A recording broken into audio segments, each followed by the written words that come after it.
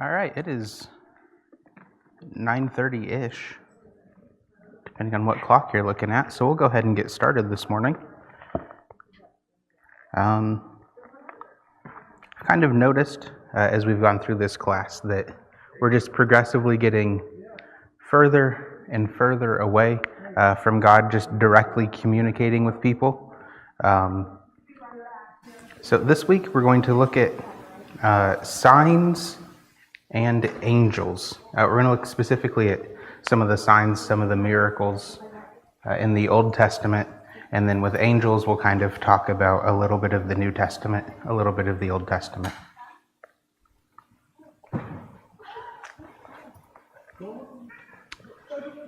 Let's see, all right.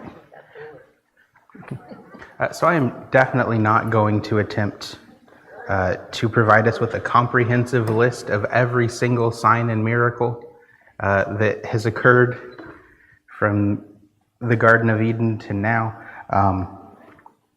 We would literally never leave this room if we tried to do that.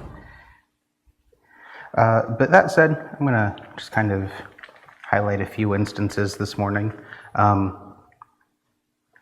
Just going to quickly mention, the rainbow that was used as a sign that God would never destroy the earth with water again, that he promised to Noah. There was the sign of the 10 plagues, where God, through Moses, was continually showing Pharaoh that he was not the one in control. But we've already talked about Noah, and we've already talked about Moses, so we're going to kind of look at some other instances. That said, I want to look real quick this morning at Exodus 13. I'm just going to look at verses 21 and 22. This is dealing with the Israelites after Moses gets them out of Egypt.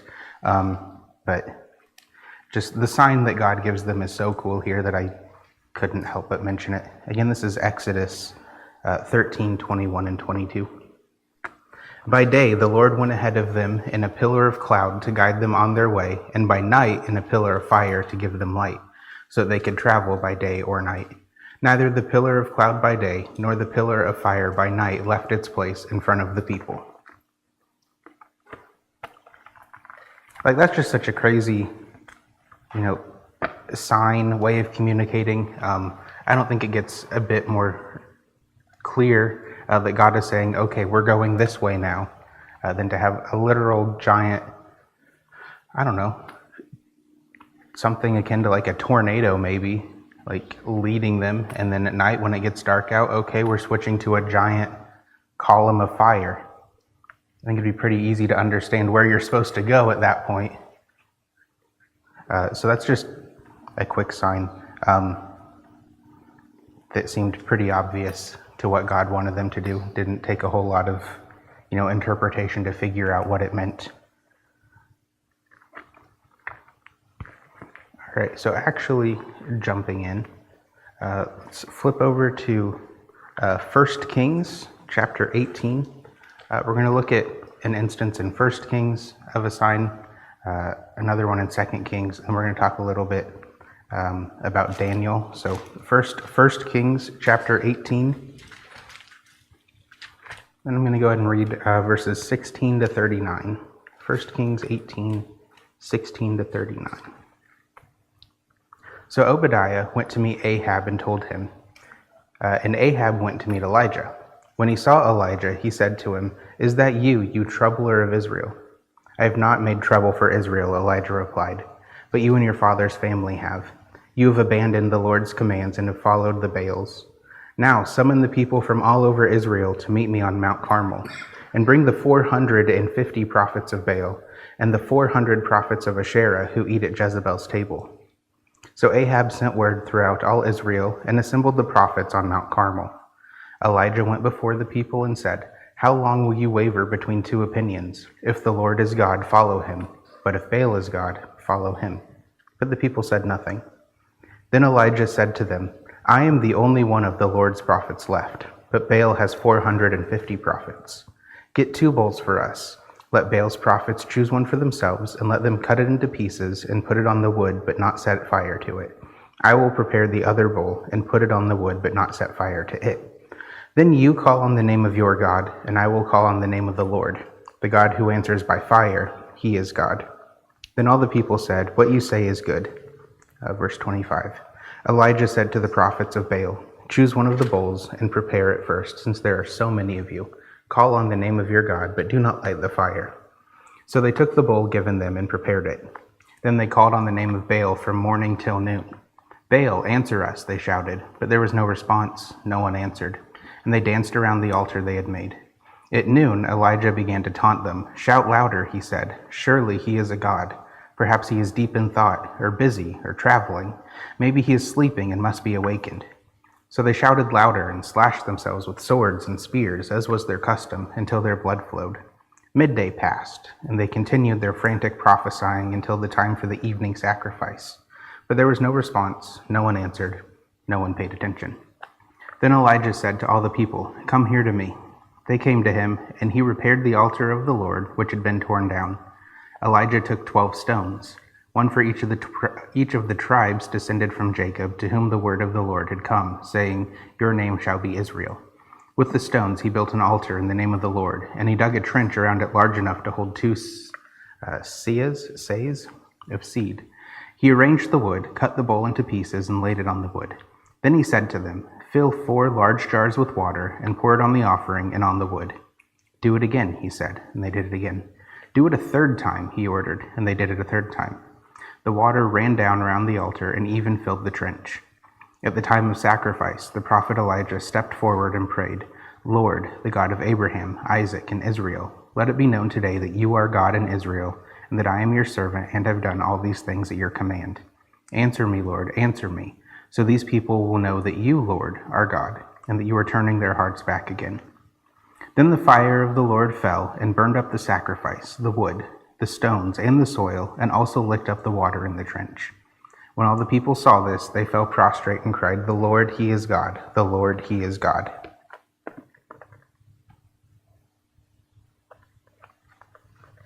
Both spiritually and literally, that is a very powerful sign that God has provided.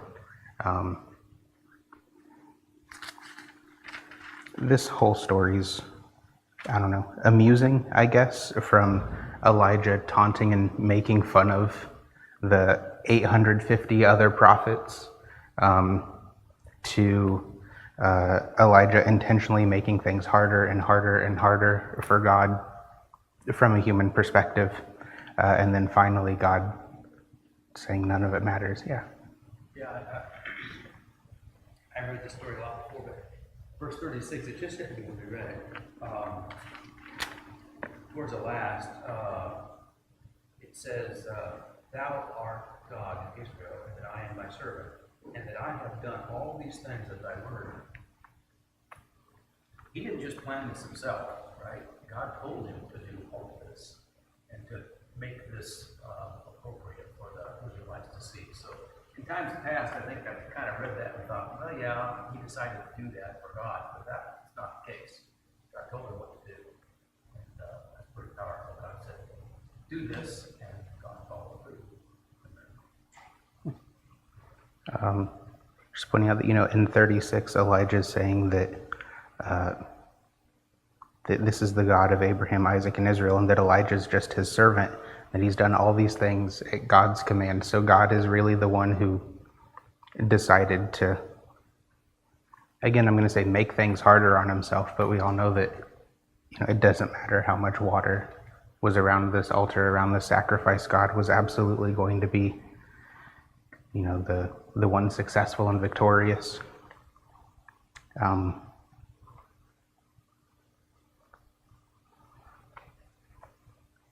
I don't know. I feel like there's probably a lot of history that we could get into, especially dealing with the Israelites'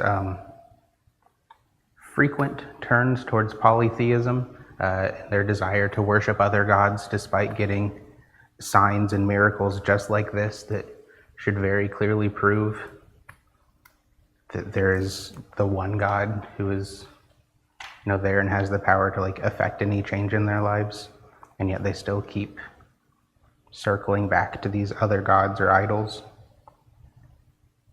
But so I just think this is, a good sign, a good way that sure, God could have, like appeared to all of them and said, I am the Lord, I'm more powerful than whatever you're worshiping, but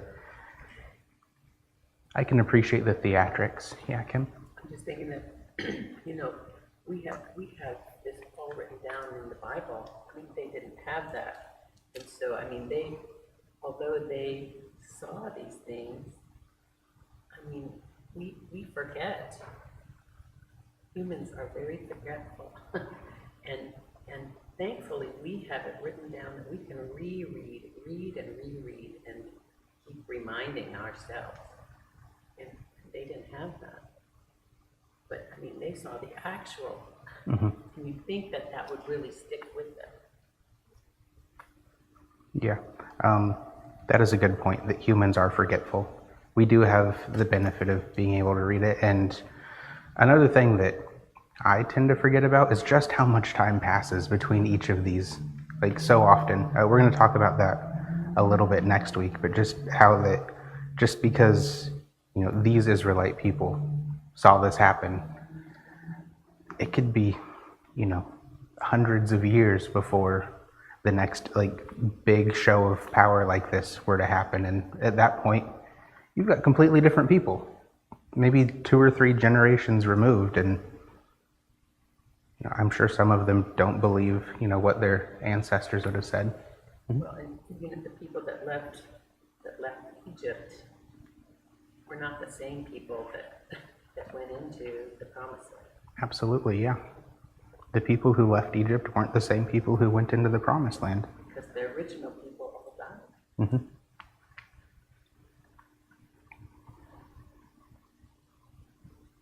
I don't know. They had so many signs, though. I mean, not to go back into Moses, but to go back into Moses, they had, I don't know how long that took, but, at least from Moses showing up to try to save them to them walking out of Egypt, there were so many signs that you'd think they would have gotten it. And yet at the first instance of trouble, they forgot what all the signs were and then needed even more. So humans are forgetful, but I don't know that they're that forgetful. Yeah. Yes, because like you said earlier in the first reading that you did, God had a pillar of fire and a pillar of cloud, right? Mm-hmm. In front of them. That's just got to be impressive. And then when they went into Israel, God said, get rid of the other people, right? He even led them through numerous victories. He said, don't take on their ways.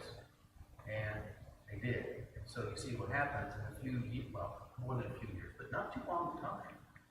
They're now at the point here where there's only a few people that are actually worshiping God, right? Not all of Israel. So, not all of Israel, but in this case. So they went from pretty good state to pretty bad state. Just like you said, people forget follow the ways of their fathers, and their fathers, and then slowly the things degrade. That's where you're at. Yeah. It's just pointing out that, if the Israelites had these signs and when they were brought into the promised land, they were very much told, okay, this is your land, but clear out the people and don't adopt their customs, their practices. And then fast forward to, here, and he says he is the only prophet of God. There's probably not a whole lot of people who still, follow God without the addition of these other gods. And so you just see them going from, very faithful to not very faithful and just kind of bouncing back and forth along that. So, that can easily be a message of teaching the next generation to, follow God correctly. Talk about the importance of who you associate with and the media and things that you consume. There's all sorts of messages just in that idea of, how they got to this point. The second miracle or sign I want to look at is in 2 Kings 4. This one gets overshadowed, I would say. 2 Kings 4, it's just a few verses 42 to 44. So 2 Kings 4, verses 42 to 44. I'm sorry, before we jump into this, were there any other comments about God showing his might and power with the altar or the sacrifice? Nope. Okay. All right. 2 Kings 4, verse 42. A man came from Baal Shalisha, bringing the man of God 20 loaves of barley bread, baked from the first ripe grain, along with some heads of new grain. Give it to the people to eat, Elisha said. How can I set this before 100 men? His servant asked. But Elisha answered, Give it to the people to eat.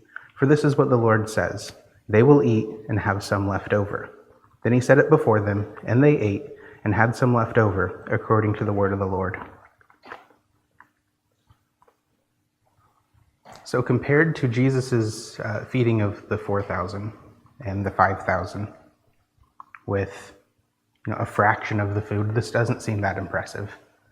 But if you tried to feed 100 people with 20 loaves of bread and hope to have some left over and have all the people be satisfied with what they ate, you're either lying to yourself about how much you're able to feed people, or you have some really big loaves of bread. Like, I don't know, I honestly hadn't even heard of this before I started researching some of the miracles and signs in the Old Testament, but this is a clear sign of, God's ability to provide for people. As I said, it is heavily overshadowed by what Jesus did in the New Testament, but I don't know, I think that's kind of cool too, that there's a sort of parallelism between them.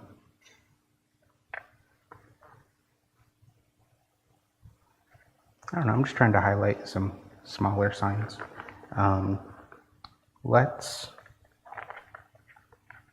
talk briefly now, if we will, about Daniel. Kind of pick out some things across chapters 3 to 6. We're not necessarily going to read them, or we'll especially not read all of them, just for time's sake. But we are going to talk about a little bit of what's going on in Daniel. Particularly these 3 chapters, starting in chapter 3, are just absolutely full of God proving his devotion to people, his ability to keep people safe, his power over whatever humans want to do. Chapter 3 is all about, Nebuchadnezzar deciding more or less that he is the only thing that's worthy of being worshipped. And so 3 Israelites who were under his command, because at this time Israel was under the command of Babylon. But sorry, my brain is fried this morning. Our AC went out on Friday, and it is warm outside. So just trying to gather my thoughts and connect the dots. We'll get there, I promise. Okay. Shadrach, Meshach, and Abednego. They were worshiping God, doing what they should do, despite Nebuchadnezzar's decree that anyone should just be worshiping him and not God, or any other gods. He has decided that he is the most important, which, as we all know, is a terrible thing to think about yourself. But so Shadrach, Meshach, and Abednego, as punishment for worshiping God, get literally thrown into a fire, like a giant furnace that's somehow large enough for 3 men to stand and move around just absolutely full of fire. It says in, what verse?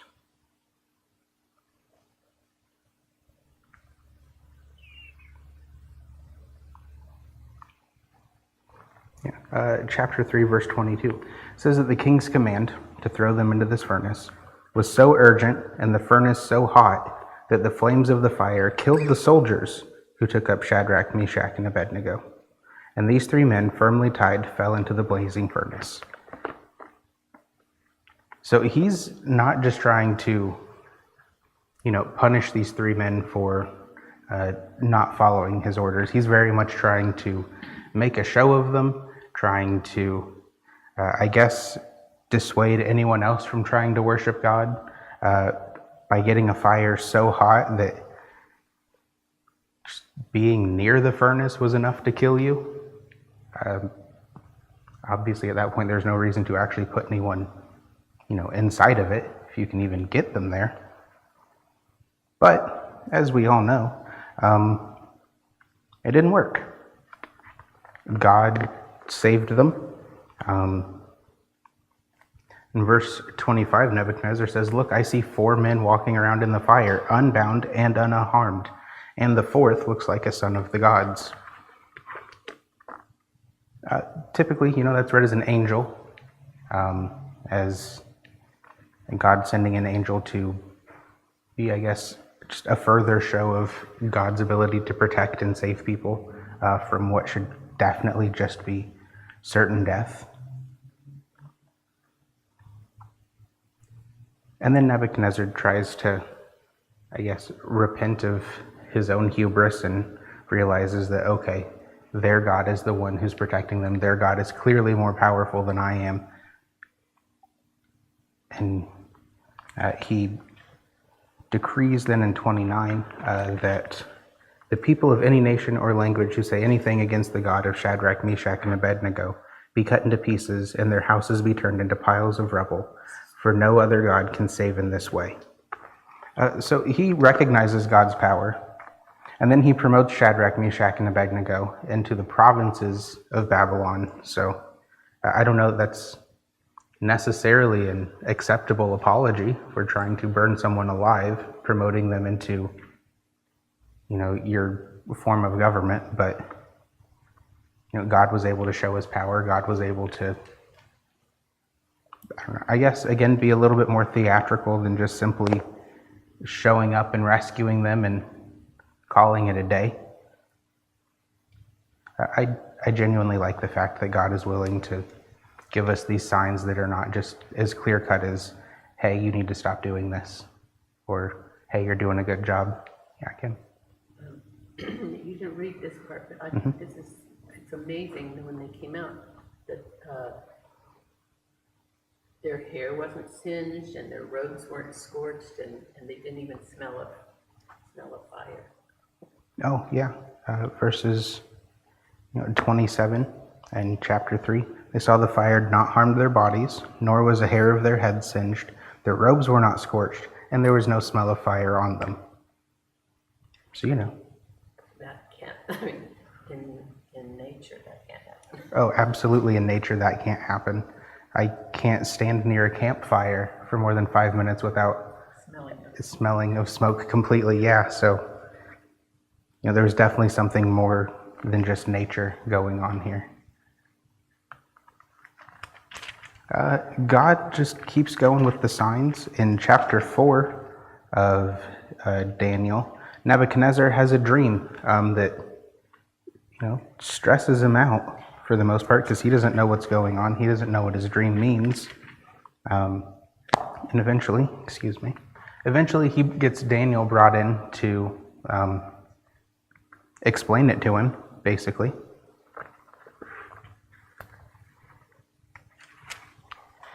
Let's see.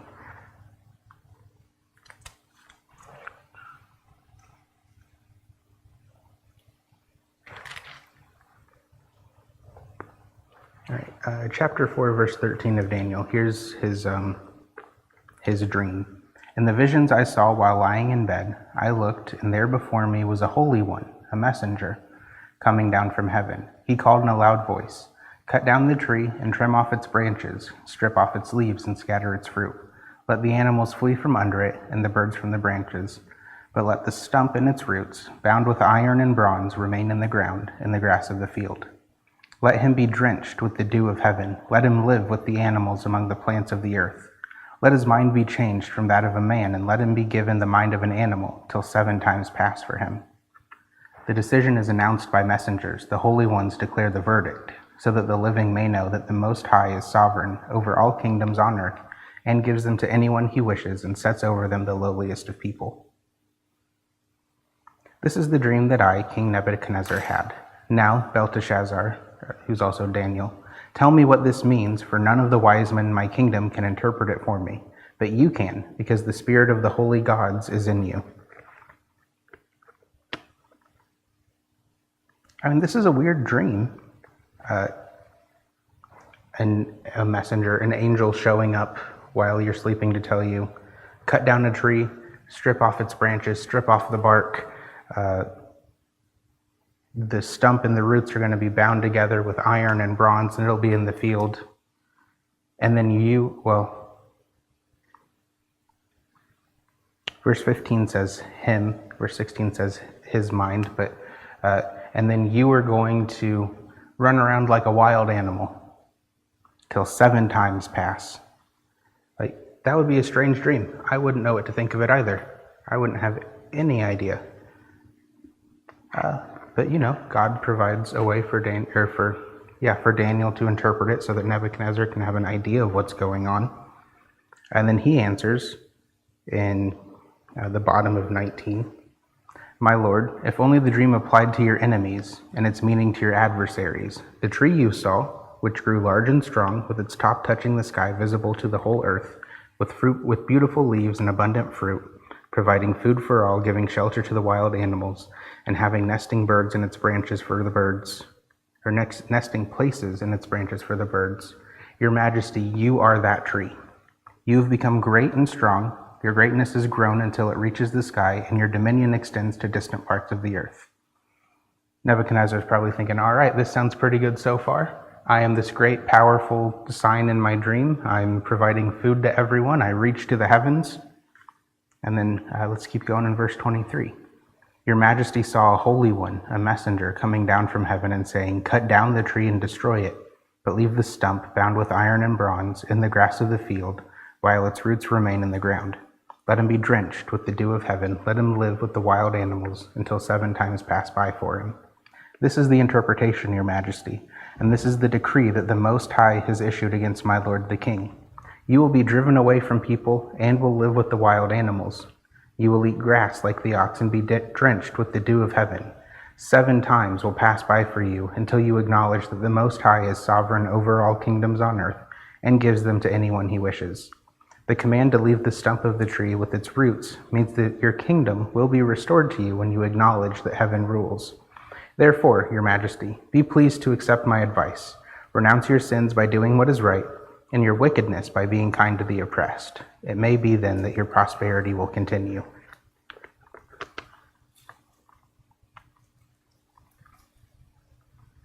So, God could have been a bit more direct, I guess, and said, "Nebuchadnezzar, you're getting a bit too proud. You're getting a bit too confident and full of yourself. You need to knock it off." But for some reason, I just assumed that wouldn't be as effective. He had just watched, some time ago, Shadrach, Meshach, and Abednego completely escape from a furnace unfazed, as though they weren't even in it. He saw, a 4th body standing and moving around in the furnace that they definitely didn't throw in there. And yet he's still getting this dream that, hey, you need to recognize that you are not as important as you think you are, that you are not as strong as you think you are.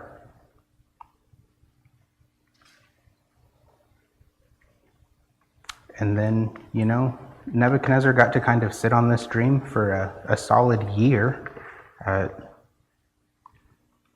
until in verse 31, even as the words were on his lips, a voice came from heaven. "This is what is decreed for you, King Nebuchadnezzar. Your royal authority has been taken from you. You will be driven away from people, and you will live with the wild animals.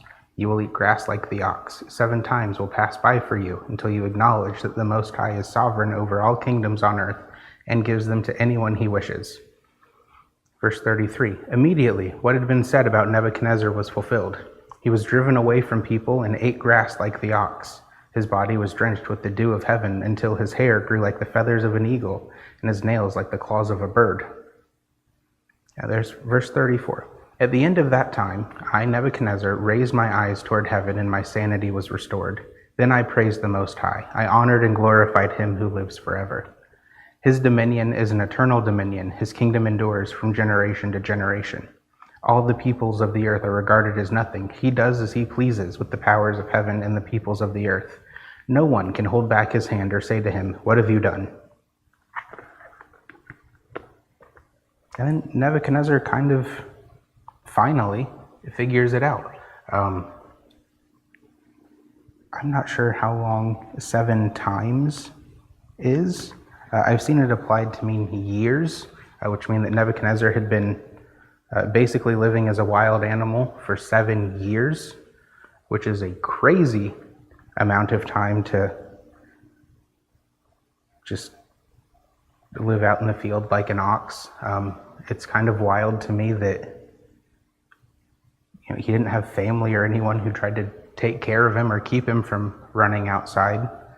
It's also kind of wild to me that at the end of it, he kind of just clicked back into place and realized what had happened and had finally recognized that God is clearly more powerful than him and that, Nebuchadnezzar is, in the grand scheme of things, not much of anything.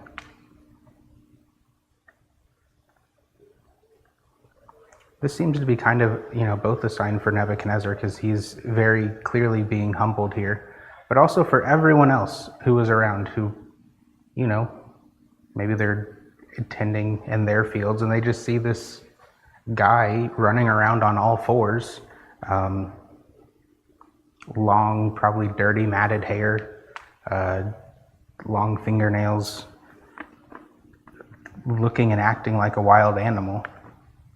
And could you imagine someone, possibly visiting and saying like, "Hey, what's that guy doing out there?" You have to say, "Oh, that's the old king. God turned him into a wild animal because of his hubris. Don't worry, he'll be fine in a couple years." I don't know, it's just nuts what some of these signs are. Ooh, we've got to pick up our time. The last, example of a miracle or a sign of God's power over humans has to do with chapter 6 in Daniel with the den of lions, where King Darius, at least as the narrative puts it, kind of got tricked into, again, just like Nebuchadnezzar, deciding that he was the most important and the only person or thing worthy of worship. And so Daniel gets functionally sentenced to death. And yet again, God sends a messenger, an angel, to rescue Daniel and prove that worshiping God is not a bad thing. Worshiping God is not worthy of punishment. Worshiping kings is, a fool's errand, I guess. So, these 3 chapters have plenty of signs. In our last 10, 15 minutes-ish, I want to shift focus to talking about angels. So at the end of Psalms 130, verses 20 to 22, it says this about angels. "Praise the Lord, you his angels, you mighty ones who do his bidding, who obey his word. Praise the Lord, all his heavenly hosts, you his servants who do his will. Praise the Lord, all his works everywhere in his dominion. Praise the Lord, my soul." Now, so that's a pretty clear job description. Angels are mighty ones who do God's bidding, who follow his word. They are the heavenly host who carries out his will. We've already looked at a few instances in this class where angels have shown up to act as messengers for God. In Genesis 16, when Hagar runs away because of the building animosity between her and Sarah, the angel of the Lord shows up to talk with her and partially try to comfort her and tell her to go ahead and go back to her masters and let her know that her son won't be a servant. So that is an instance of an angel showing up. A couple chapters later, in Genesis 18, we talked about this a couple weeks ago, but God shows up to speak with Abraham and brings two angels along with him. Then those two angels leave to go to Sodom and Gomorrah, not to do the destroying themselves, but to get Lot and his family out of that area. Somewhat as a favor to Abraham, because Abraham, loves God, worships God. Abraham cares about his nephew. So God kind of saves Lot more so as a favor to him, it feels like, but it could also be that Lot was, genuinely an honorable person, and so God's just trying to rescue as many honorable people as he can. But that's another instance of two angels who show up to proclaim a message and then leave. I'm going to jump to Judges real quick, chapter 6. We've got a couple instances in Judges. The first one's chapter 6 with Gideon. I'm going to read verses 11 through 27 real quick. So Judges chapter 6, starting in verse 11. The angel of the Lord came and sat down under the oak in Ophrah that belonged to Joash the Abiezrite, where his son Gideon was threshing wheat in a winepress to keep it from the Midianites. When the angel of the Lord appeared to Gideon, he said, "The Lord is with you, mighty warrior." "Pardon me, my lord," Gideon replied, "but if the Lord is with us, why has all this happened to us? Why are all his wonders that our ancestors told us about when they said, 'Did not the Lord bring us up out of Egypt?' But now the Lord has abandoned us and given us into the hand of Midian." The Lord turned to him and said, "Go in the strength you have and save Israel out of Midian's hand. Am I not sending you?" "Pardon me, my lord," Gideon replied, "but how can I save Israel? My clan is the weakest in Manasseh, and I am the least in my family." The Lord answered, "I will be with you, and you will strike down all the Midianites, leaving none alive." Gideon replied, "If now I have found favor in your eyes, give me a sign that it is really you talking to me. Please do not go away until I come back and bring my offering and set it before you." And the Lord said, "I will wait until you return." Gideon went inside, prepared a young goat. From an ephah of flour he made bread without yeast. Putting the meat in a basket and its broth in a pot, he brought them out and offered them to him under the oak. The angel of God said to him, "Take the meat and the unleavened bread, place them on this rock, and pour out the broth." And Gideon did so. Then the angel of the Lord touched the meat and the unleavened bread with the tip of the staff that was in his hand. Fire flared from the rock, consuming the meat and the bread, and the angel of the Lord disappeared. When Gideon realized that it was the angel of the Lord, he exclaimed, "Alas, sovereign Lord, I have seen the angel of the Lord face to face." But the Lord said to him, "Peace, do not be afraid, you're not going to die." So Gideon built an altar to the Lord there and called it "The Lord is Peace."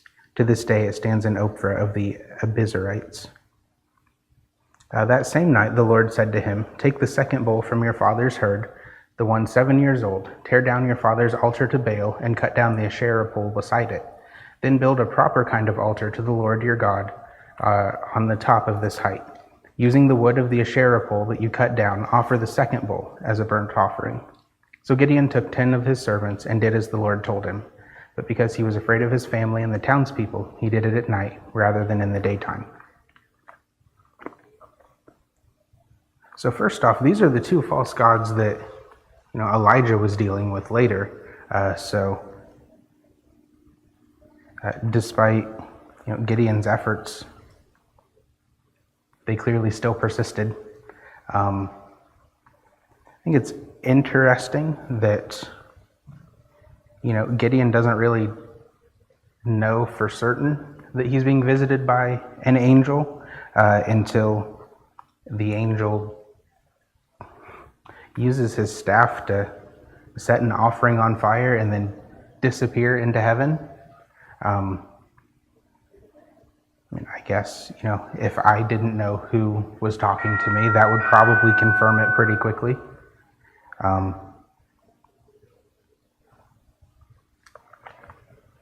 I do like that the angel first shows up to kind of try to comfort Gideon about what's going on with his people, to try to promise that, hey, God has not forgotten about you. You are still cared for. You're still important.